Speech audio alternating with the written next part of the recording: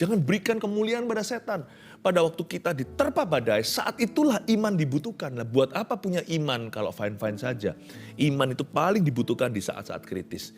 Bukannya justru ketika kita dalam persoalan, kita semakin butuh Tuhan? Sebenarnya enggak sih, sebenarnya ada masalah atau enggak kita tetap butuh Tuhan. Tapi kan lebih terasa butuh, ya kan?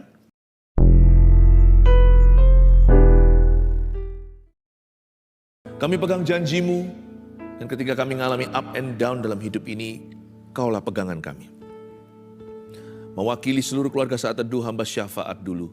Pegang dan jamah tongkat gadamu demi mereka. Jamalah setiap keluarga Saat Teduh dalam pergumulannya. Berikan kemenangan, bukakan jalan di mana tiada jalan. Tuhan, Kau maha perkasa. Engkau lebih besar dari ciptaanmu. Segala sesuatu tidak ada yang melampauimu. Berkati pemberitaan firman, beri kejelasan, simplicity. Dan your Holy Spirit, Roh Kudus-Mu yang bekerja. Sembunyikan hamba di balik salib-Mu dalam nama Yesus. Amin. Seperti yang saya katakan, kadang-kadang saya bisa merasakan beban yang Anda rasakan. Khususnya waktu pagi hari saya berbahasa roh, waktu bangun tidur. Itu saya bisa merasakan jemaat punya beban. Ya, sebagai gembala berjaga atas jiwa, itu Alkitabiah. Tapi yang tahu persis apa yang Anda gumulkan ya Yesus. Tuhan Yesus saja. Selain Dia Maha Tahu, Dialah Juru Selamatmu satu-satunya. Dialah Mesias. Hari ini saya mau menyampaikan satu judul yang bunyinya begini, ketika dalam badai. Ya, ketika dalam badai. Karena saya rasa ada beberapa orang sedang dalam badai, beberapa akan masuk ke dalam badai.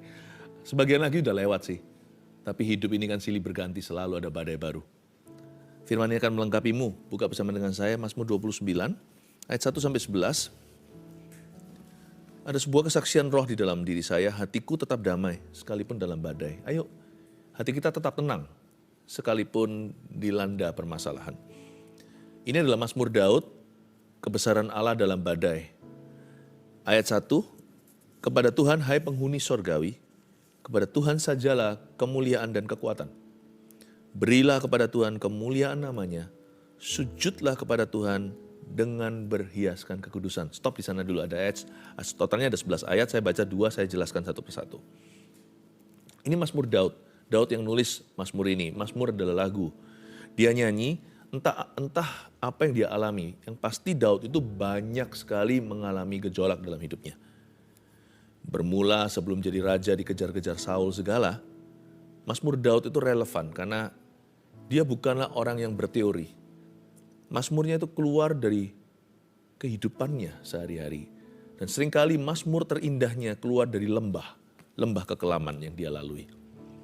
Daud mengalami sesuatu badai, entah apa. Tetapi dalam badai itu Daud bermazmur. Ini juga mazmur unik sekali ya. Mazmur 29 adalah mazmur yang dibaca secara tradisional oleh orang tua Yahudi kepada anak-anaknya. Saat apa? Saat ada badai di luar atau lagi ada cuaca buruk. Misalnya kalau di rumah ditutup rapat-rapat, jendela segala, lalu bunyi angin, gitu mungkin ya. Mungkin goyang-goyang semuanya, tiang-tiang di depan. Dan bisa kelihatan dari jendela, angin menerpa seperti mau pecah. Orang Yahudi tidak izinkan anaknya ketakutan. Karena itu mereka langsung bacakan Mazmur 29. Mazmur 29 ini adalah mazmur yang dekat di dalam hati orang Israel. Karena dari kecil mereka dibacakan oleh papa mamanya. Makanya itu kita yang punya anak, sedikit tambahan info di sini. Jangan suka bagi-bagikan yang negatif. Nanti mereka tumbuh dewasa punya gambar diri yang salah. Lebih celaka lagi kalau punya gambar tentang Tuhan yang tidak benar. Janganlah kita pesimis kalau sama anak. Ya gimana, apakah saya harus pura-pura? Ya kita harus bertobat dulu, jangan kita juga jadi orang yang negatif. Karena ikan yang busuk tidak bisa disembunyikan lama-lama, masukkan kulkas pun akan bau. Kalau kita menyimpan dalam diri kita negatif spirit, kalau kita simpan dalam diri kita itu rasa ketakutan yang tidak pernah kita serahkan kepada Tuhan, lama-lama juga akan menular ke keluarga kita. Orang-orang Yahudi punya satu cara parenting yang kita bisa tiru. They read Psalm 29, mereka bacakan Mazmur 29, when the weather outside is frightful. Seperti lagu Christmas itu ya, ketika cuaca di luar itu buruk sekali. Orang Yahudi malah justru membacakan Mazmur 29. Ketika ada guntur gemuruh, mereka ingatkan anak-anaknya. Itu hanyalah ciptaan Allah. Di balik guntur dan halilintar itu ada yang lebih berkuasa. Guntur halilintar itu hanyalah bersinnya Tuhan. Gitulah kira-kira kalau bahasa sehari-hari kita. Itu bukan apa-apa. Bahkan suara Tuhan lebih hebat. Ketika mereka dewasa, mereka tidak takut lagi. Kecuali takut akan Allah. Makanya itu lihat ayat pertama, kepada Tuhan, hai penghuni sorgawi. Kepada Tuhan sajalah kemuliaan dan kekuatan. Ada kata kepada Tuhan. Kata Tuhan di sini saya hitung. Iseng-iseng saya hitung. Ternyata di dalam 11 ayat yang nanti kita baca semua, kata Tuhan disebut 18 kali. Lebih banyak dari ayatnya. Apa-apa Tuhan, Tuhan, Tuhan, Tuhan. Jadi itu anak-anak Yahudi, gak heran keturunan Abraham diberkati. Tidak heran keturunan Daud itu berani. Kalau kita lihat sejarah Israel dikepung kanan kiri, mereka gak ketakutan. Mereka berharap sama Tuhan, dari kecil sudah digembleng begini. Jangan takut sama ciptaan atau apapun yang kau lihat, yang kau rasa, yang kau dengar, panca indera. Yang gak kelihatan itu penghuni sorgawi, lebih besar, lebih banyak, lebih nyata. Kita diajari lewat firman ini untuk kita itu berada di musyawarah Allah. Badan kita bisa ada di dunia, tubuh jiwa, tapi manusia roh kita itu harus kita jaga dalam hadirat Allah. Manusia roh kita itu lebih perkasa, yang menyertai kita itu lebih banyak, lebih nyata. Seperti Elisa berdoa agar Gehazi hambanya itu dicelikkan matanya ketika dia dikepung oleh lawan Israel. Waktu itu dia melihat gunung itu dipenuhi dengan kereta-kereta berkuda dari sorga. Penghuni sorgawi itu bicara tentang di dalam alam roh. Pertolongan Tuhan itu ada. Dan yang kita lihat sekarang di depan ini bukan satu-satunya realita. Dunia ini sebenarnya bukanlah yang terbesar. Tapi ada satu keadaan yang jauh lebih besar daripada yang kita lihat dan bisa kita rasa. Penghuni sorgawi mengajarkan kepada kita bahwa kita harus selalu menempatkan diri di hadirat Allah. Kita harus belajar beriman tanpa melihat. Dan kalau kita mendengar janji Tuhan langsung responi. Percayalah Tuhan kita sekalipun gak kelihatan, dia nyata. Dan dia berkuasa. Kepada Tuhan, hai penghuni sorgawi. Yang menyertai kita yang gak kelihatan lebih banyak. Kepada Tuhan sajalah kemuliaan dan kekuatan. Tuhan disebut 18 kali. Berilah kepada Tuhan kemuliaan namanya. Waktu dalam badai justru harus sengaja untuk memberi kemuliaan kepadanya. Jangan berikan kemuliaan kepada persoalanmu. Waduh mati aku. Loh kok begitu pengakuannya? Kenapa kita berikan kemuliaan kepada setan? Setan kamu pasti akan bisa hancurkan saya. Atau bahkan beberapa orang sudah percaya. Setan sudah telah menghancurkannya. Dia berkata, siapa bisa tolong aku? Habislah aku. This is the end. Sudah kiamat nih. Hidupku sudah berakhir. Lalu sedih, lalu depresi, dan bahkan mau bunuh diri. Jangan berikan kemuliaan pada setan. Pada waktu kita diterpa badai, saat itulah iman dibutuhkan. Nah, buat apa punya iman kalau fine-fine saja? Iman itu paling dibutuhkan di saat-saat kritis. Bukannya justru ketika kita dalam persoalan, kita semakin butuh Tuhan? Sebenarnya enggak sih, sebenarnya ada masalah atau enggak kita tetap butuh Tuhan. Tapi kan lebih terasa butuh ya kan? Berilah kepada Tuhan kemuliaan namanya, kata berilah di situ to give. It's a deliberate act atau sebuah tindakan yang nyata. Sebuah perbuatan yang disengaja. Berilah kepada Tuhan kemuliaan namanya. Justru akui firman. Dengan kita mengakui firman, kita tidak memberi kemuliaan pada setan. Kita memberi kemuliaan pada Tuhan. Kita mengakui apa yang Tuhan sanggup lakukan. Bukan apa yang setan akan lakukan. Bukan apa yang setan ingin lakukan. Tapi apa yang Tuhan mampu lakukan untuk kita. Sujudlah kepada Tuhan dengan berhiaskan kekudusan. Kata sujudlah di sini itu menunjukkan menggambarkan sebuah postur tubuh orang tersungkur. Itu berarti penyerahan. Penyerahan diri. Submission, subordination dalam bahasa Inggrisnya, atau belajar untuk menundukkan yang diri dan menundukkan kemauan kita, kehendak kita. Ini menundukkan hati kita kepada Tuhan dan pikiran. Mencium kaki Tuhan, sujudlah kepada Tuhan dengan berhiaskan kekudusan. Waktu kita diterpa badai, kita sedang mengalami tekanan. Kalau kita nggak tahu harus berbuat apa-apa, lakukan yang satu ini nggak pernah salah. Serahkan kehendakmu kepada Tuhan. Rasanya nggak kepingin memuji, pujilah Tuhan. Karena bukan kehendakmu dan kehendakku yang jadi, tetapi kehendak Allah yang terjadi. Bukankah firman berkata, pujilah Tuhan dan bersyukurlah dalam segala keadaan. Waktu kita disakiti rasanya mau balas orang itu, tapi firman Tuhan berkata, berikan pipi satunya.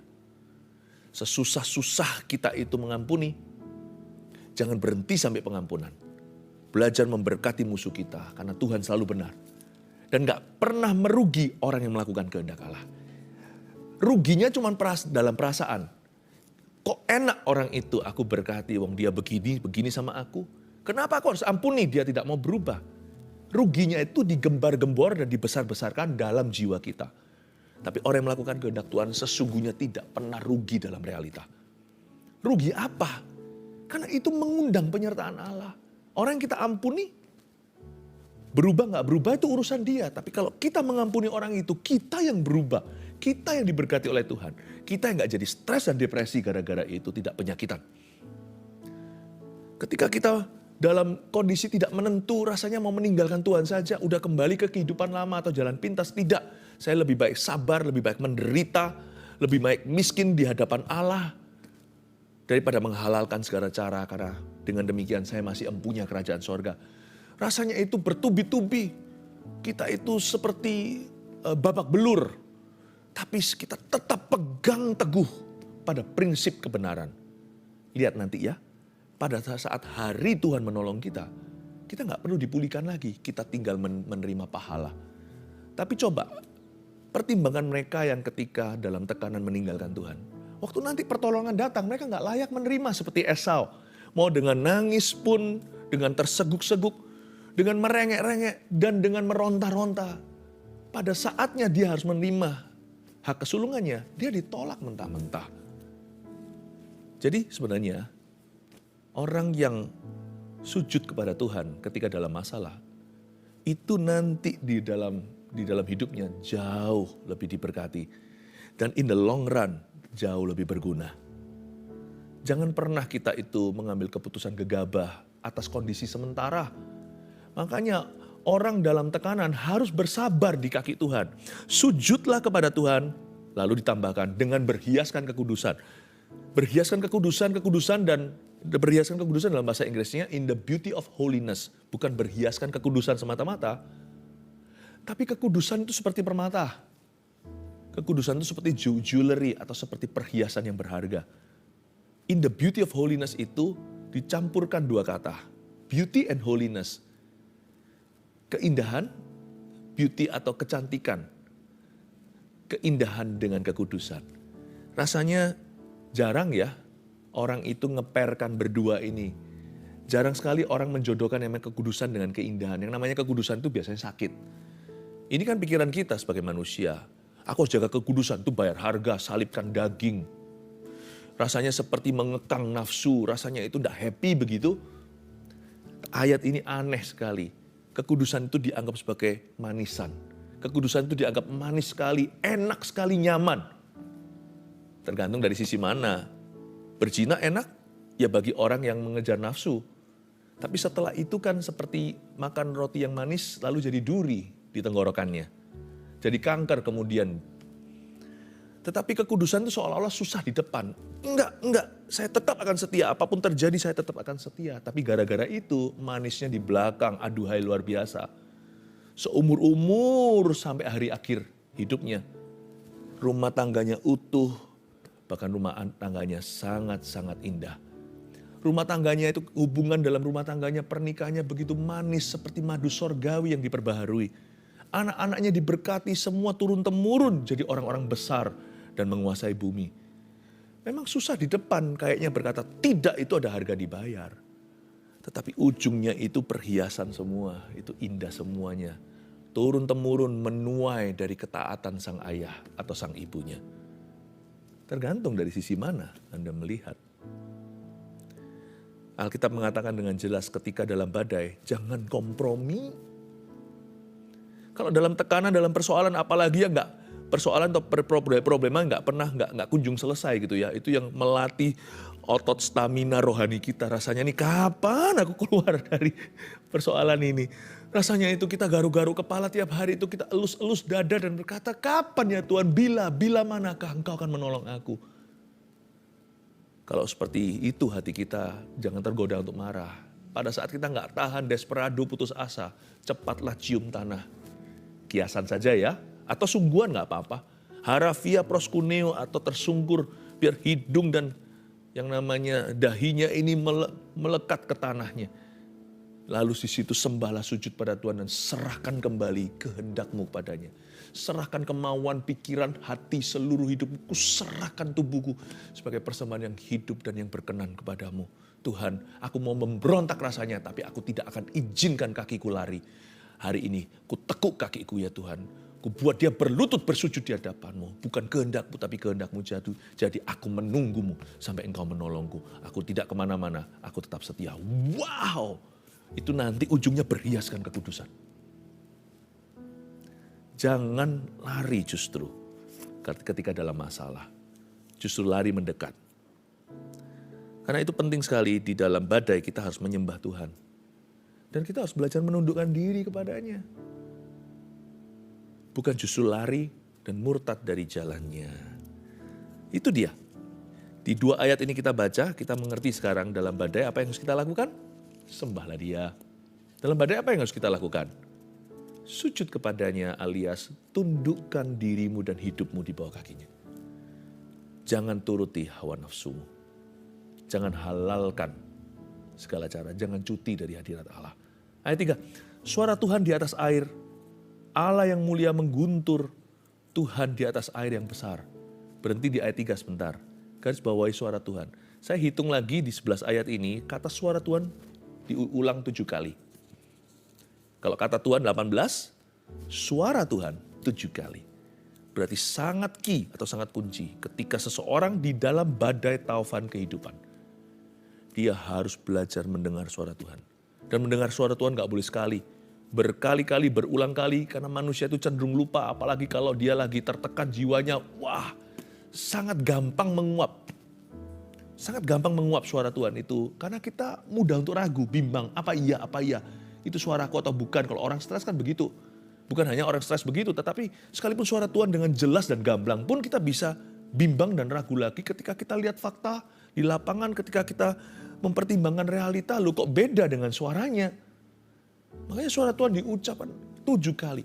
Selain itu ketika seseorang menghadapi sebuah tantangan, tidak mudah dia dengar suara Tuhan. Pada saat hatinya gelisah, coba dengar suara Allah. Elia aja seorang nabi yang begitu peka.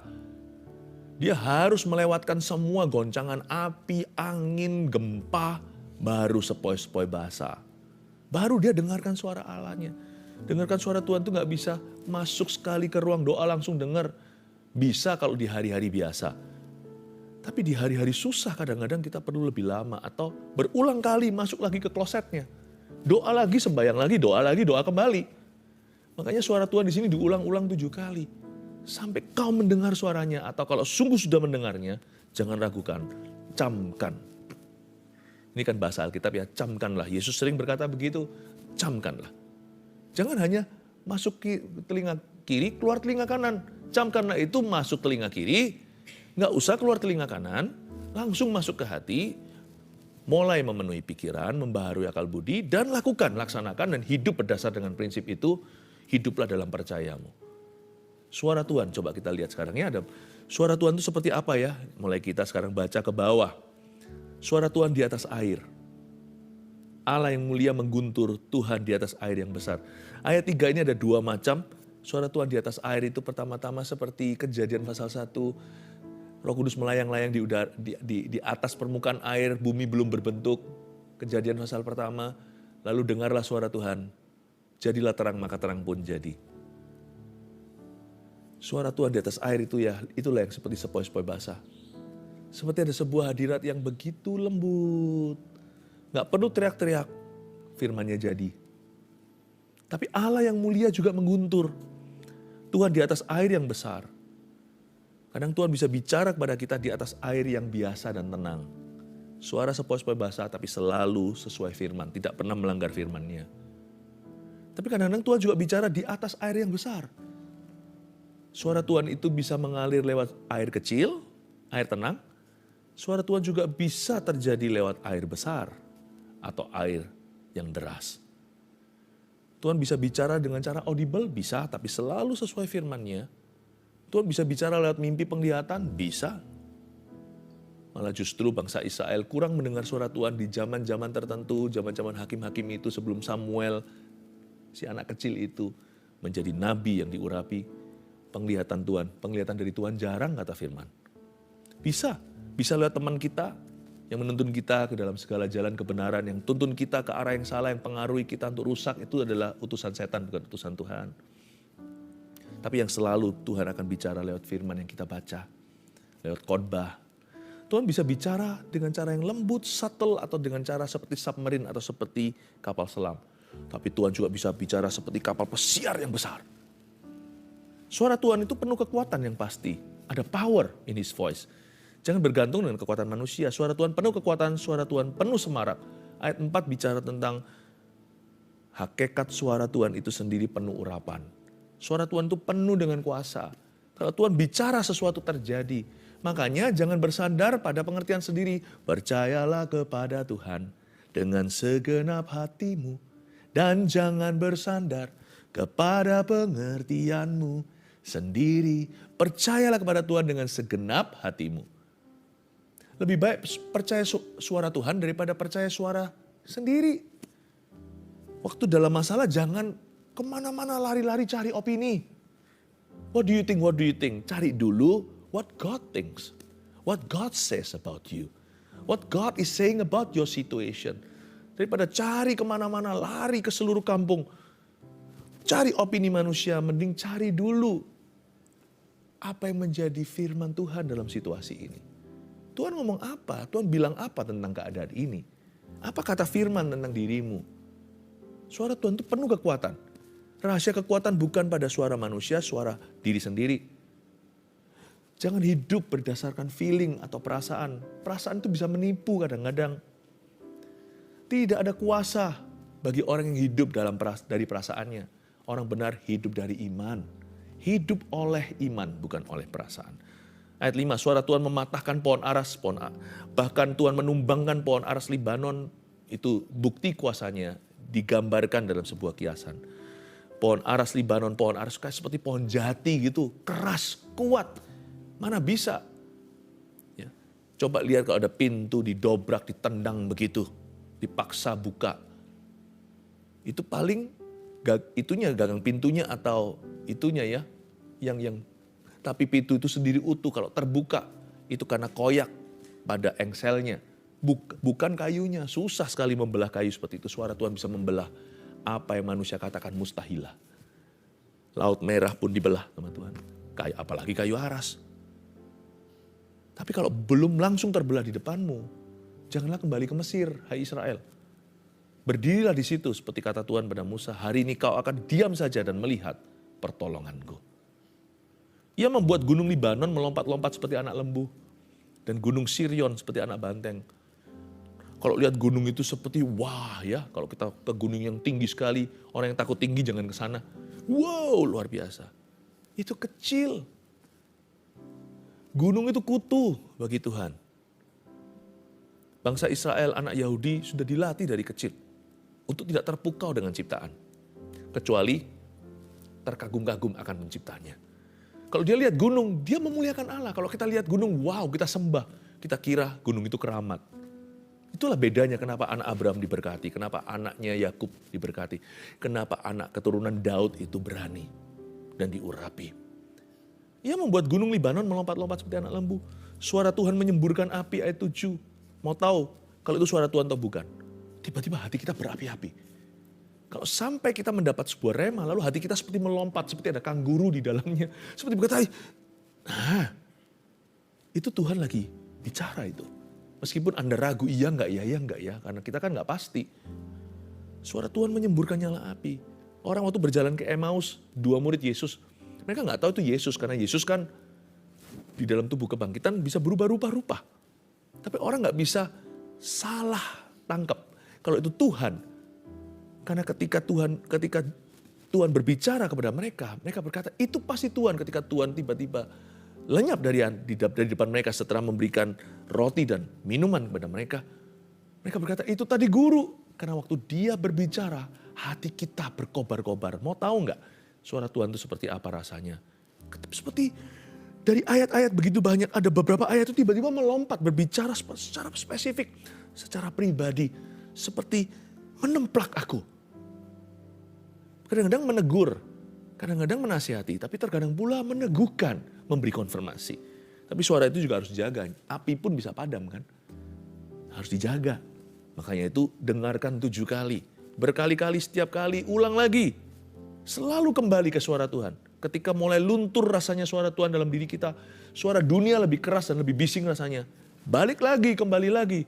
Sampai suara itu kembali berapi-api. Suara Tuhan membuat padang gurun gemetar. Tuhan membuat padang gurun Kades gemetar. Padang gurun gak langsung diairi, tapi kalau Tuhan berbicara, itu akan gemetar. Tahu nggak? Mungkin Anda sedang mengalami padang pasir rohani Anda. Padang gurun, masa paceklik, nggak tahu ini, muter-muter Sahara, selalu oasis, semuanya hanyalah PHP, pemberi harapan palsu. Setiap kali kelihatan di situ kayaknya ada satu mata air, ada satu badan air. Saya ke sana, ternyata hanya pasir. Saya ingatkan ya, ini juga suara Tuhan, tangkaplah dari mulut saya. Padang belantara yang kau alami sekarang ini bukan destinasimu. Ini transit saja. Anda akan keluar kok. Jangan gemetar sama padang gurun. Kalau Anda punya suara Tuhan, padang gurunnya yang gemetar di depan Anda. Yang berkuasa siapa? Bukan orang yang punya pengetahuan, bukan orang yang positif pikirannya, bukan orang yang punya koneksi, punya pendidikan, pendudukan. Yang berkuasa ketika padang belantara menerpanya, ketika badai taufan datang adalah orang yang punya suara Tuhan. Ayat 9, suara Tuhan membuat beranak rusa betina yang mengandung. Betapa gentle ya. Keras juga mungkin ya, sampai kaget, terkejut beranak. Tapi juga bisa diartikan, Tuhan itu begitu lembut sampai membuat seorang ibu, dalam hal ini hewan, untuk bisa melahirkan dengan sempurna. Bahkan hutan digundulinya dan di dalam baitnya setiap orang berseru hormat. Di ayat 9, suara Tuhan dari kiasan tadi sudah masuk ke umat. Dalam baitnya, Anda dan saya, itu dalam hadirat Allah, termasuk saat teduh bersama. Orang-orang berseru hormat, artinya, ya Tuhan, aku menghargai Engkau lebih dari apapun yang kulihat. Tuhan itu begitu lembut, begitu personal dia. Dia membantu rusa untuk melahirkan. Dan bahkan dia membantu umatnya. Seperti seorang butler, seperti seorang pelayan. Tuhan itu baik ya. Suara Tuhan itu gak nakut-nakuti kita. Suara Tuhan itu membuat kita delivery. Membuat kita bisa menghasilkan. Tuhan bersemayam di atas air bah. Wah, ini suara besar. Tuhan bersemayam sebagai raja untuk selama-lamanya. Ayat 11, Tuhan kiranya memberikan kekuatan kepada umatnya. Tuhan kiranya memberkati umatnya dengan sejahtera. Ayat 11 ini penutupan. Anda perhatikan ada 2 kado dari Tuhan di situ. Yaitu ketika di dalam badai, Tuhan berikan dulu apa? Kekuatan. Tuhan kasih kekuatan baru. Nggak tentu ada mujizat langsung ya, atau jawaban gimana. Tetapi yang pasti orang yang mencari Tuhan saat masalah, orang itu pasti memperoleh kekuatannya. Itu sudah nggak perlu dibantah. Lalu ada janji yang indah. Tuhan kiranya memberkati umatnya dengan sejahtera. Kita dikasih kekuatan di tengah atau di dalam badai. Dalam badai diberi kekuatan baru. Tapi nanti waktu kita keluar dari badai itu, kita diberi damai sejahtera. Ini yang saya sebut strength in the storm, but peace after the storm. Inilah janji Tuhan bagi orang-orang yang setia dan sujud di bawah kakinya sampai badai itu berlalu. 3 poin ini tolong dijadikan rangkuman. Ketika dalam badai nomor 1, sembahlah Tuhan dalam penundukan diri kepadanya. Ingat, kata Tuhan 18 kali disebut, itu bukan iseng atau kebetulan. Always Tuhan, Tuhan, Tuhan, Tuhan. Everything, segalanya Tuhan. Jangan megahkan persoalanmu, tapi Tuhannya. 2, dengarlah suaranya yang penuh kuasa atau sepoi-sepoi basah. Sama aja, pokoknya dengarkan. Tapi saya nggak dengar suara Tuhan. Tapi apa yang hatimu katakan dalam firman-Nya? Nah, itu juga harus Anda perhitungkan. Itu sepoi-sepoi basah. Kadang-kadang suara Tuhan bisa dengan nyata, lewat nabi, lewat nubuatan, bolehlah. Tapi sekalipun misalkan sekarang di akhir dari saat teduh bersama, kalau saya tidak menyebut Anda dalam hikmat marifat, tetap Roh Kudus sudah berbicara dan sedang berbicara kepada Anda. Sepoi-sepoi basah itu semua kita mengalaminya. Itu namanya the Holy Spirit's inner testimony in you. Kesaksian roh di dalam dirimu. Kesaksian Roh Kudus. Ingat ya, 7 kali kata the voice atau suara Tuhan dituliskan di 11 ayat ini. Terakhir, ketika dalam badai, terimalah dulu kekuatan baru dan damai sejahtera setelahnya. Saya suka sekali kata damai sejahtera di sini. Umatnya dengan sejahtera. Tuhan kiranya memberkati umatnya dengan damai sejahtera. Kata damai sejahtera di situ shalom peace. Yang artinya tidak ada yang hilang, tidak ada yang patah dalam segala rencana Allah atas hidupmu. Kelihatan patah sekarang itu sementara. Kelihatan hilang sekarang pasti nanti akan ditemukan. Dalam Tuhan itu semua akan indah pada waktunya. Tuhan itu pemulih, itu semua akan kembali. Kembali itu atau kembalikan dengan cara yang lain, Tuhan tidak pernah berhutang sama orang-orang yang setia.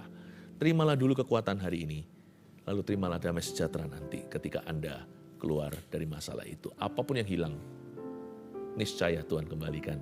Apapun yang patah, Tuhan akan sambung kembali. Tidak akan dibiarkan bulu itu patah terkulai selama-lamanya.